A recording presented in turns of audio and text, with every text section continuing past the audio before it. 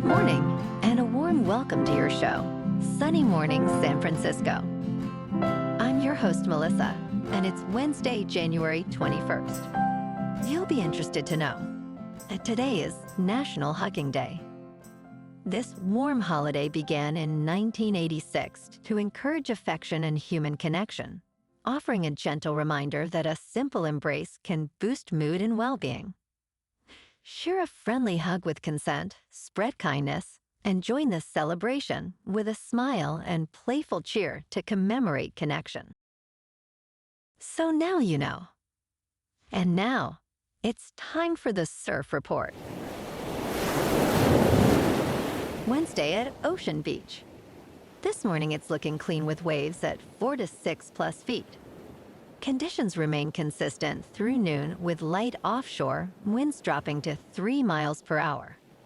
By early afternoon, expect the wind to shift to side shore at 3 miles per hour, but the wave height stays steady.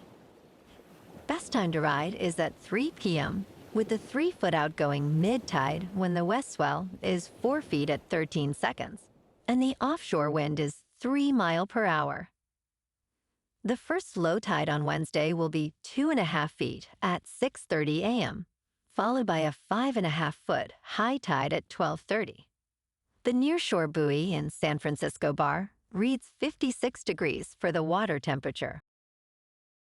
Thursday offers fair conditions with waves around 3 to 5 feet and light winds from the west.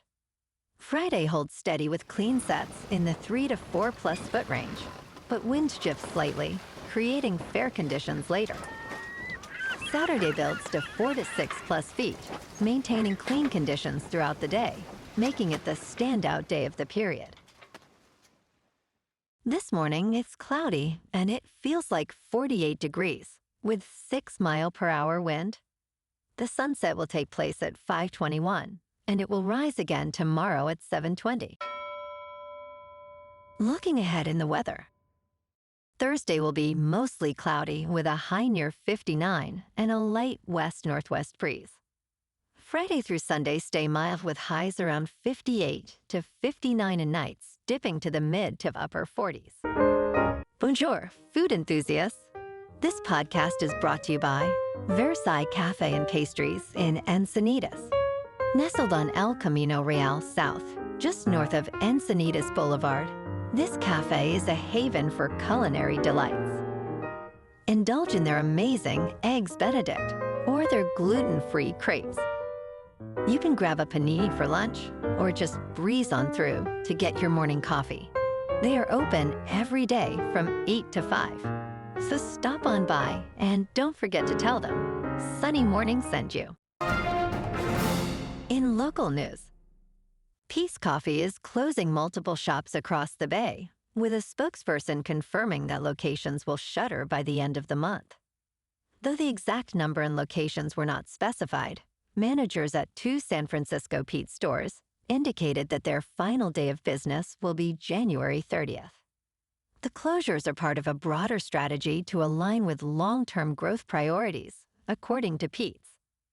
The beverage giant Keurig Dr Pepper is set to acquire Peet's parent company in an all-cash deal valued at $18 billion, expected to finalize in the second quarter of the year.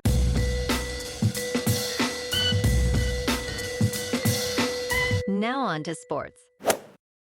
Carlos Beltran and Andrew Jones, graceful center fielders and slugging stalwarts of the 2000 era, were elected to the Baseball Hall of Fame on Tuesday in voting by the Baseball Writers Association of America. The duo will join Jeff Kent, a second baseman elected last month, at the ceremony on July 26 in Cooperstown, New York. Beltran received 358 votes, while Jones received 333 votes. Both players are 48 years old and were born one day apart in April 1977. Beltran becomes the 6th Hall of Famer raised in Puerto Rico, while Jones is the first native of Curaçao in the Hall.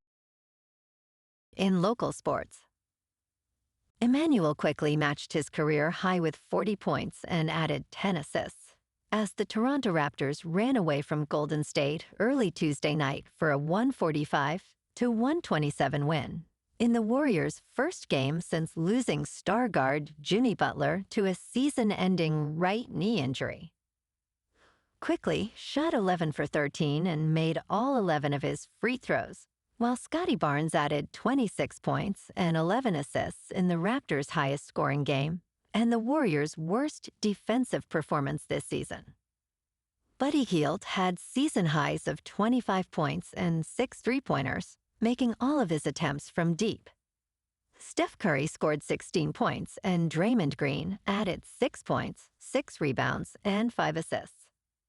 With Butler out, Golden State coach Steve Kerr turned to Jonathan Kuminga for the first time in 17 games, and the high-flying forward finished with 20 points on 7 for 10 shooting and 5 rebounds in 21 minutes. Curry missed his initial 5 three-point tries before connecting with 25 seconds left in the second quarter, and the Warriors fell behind 70-50 at halftime after shooting just 39.6%, 6 of 23 from long range. The Warriors had their 4-game winning streak snapped with just their 5th loss in the last 17 as they wrapped up an 8-game homestand. They committed 18 turnovers that led to 34 points for the Raptors. Up next, the Warriors will travel to Dallas for Thursday night. In top news, America's largest power grid operator, PJM, is facing significant challenges due to the rise of artificial intelligence data centers and increasing demand for electricity. 67 million people in a 13-state region rely on PJM's services, while the demand for power is expected to grow by 4.8% annually over the next decade. Consumers are frustrated with rising rates, as older power plants are closing faster than new ones can be built. PJM's board chairman, David Mills, emphasized that reliability challenges are serious, but can be solved through collaboration with policymakers and the industry. The situation is complicated, with political dynamics influencing the future of power generation. In business news, the powerful exchange Coinbase withdrew its support for the Senate Clarity Act, leaving the crypto industry infuriated. January was poised to be a significant month for crypto legislation, with negotiations underway on this crucial bill. Coinbase's CEO, Brian Armstrong, stated, "We'd rather have no bill than a bad bill," attributing the decision to last-minute lobbying from big banks. This unexpected move led to the cancellation of the markup session, as industry leaders expressed discontent with Coinbase's actions. With midterm elections approaching, time is running out to finalize any meaningful crypto legislation before Congress shifts its focus to campaigning. In crypto movement, Bitcoin is down 3% to just over $89,000.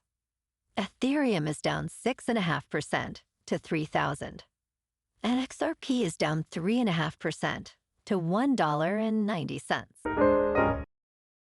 Moving on to a more local vibe. In our community spotlight on health and wellness, we are working with a national Pilates studio to bring you some free classes, so listen up. Check out Club Pilates, with several locations in the San Diego area. Pilates presents a comprehensive wellness approach, cultivating strength, reducing tension, and elevating mental well-being. Scientific research affirms its benefits. So now you can check out Club Pilates for a free class, with locations in Encinitas, Solana Beach, Oceanside, La Jolla, and more. Just be sure to tell them Sunny Morning sent you by. And now, back to the show. Let's talk tech. At the Worldwide Developers Conference in 2021, Apple announced support for adding driver's licenses and state identification cards to Apple Wallet. Since then, over a dozen states in the United States have begun supporting this platform. Currently, 7 states are officially on board, including Kentucky, Mississippi, Utah, Virginia, Connecticut, Oklahoma, and Arkansas. While Kentucky is set to launch this summer, no specific timeline exists for the others. Additionally, other states, such as Oklahoma, Missouri, and Florida, are exploring digital IDs. Apple has also introduced a new solution that allows anyone with a passport to create a digital ID. And in entertainment news, the home on 169th Terrace in Miami Lakes sat along a palm-lined street until June 29, 2016, when Miami-Dade police officer Chris Casiano and his narcotics team executed a search warrant. What was meant to be a routine drug investigation turned into a shocking discovery of $24 million in cash, the largest seizure in department history. This event inspired The Rip, a crime thriller starring Matt Damon and Ben Affleck, which premiered this week on Netflix. Writer-director Joe Carnahan emphasizes that the film explores how money tests the soul and strains loyalty.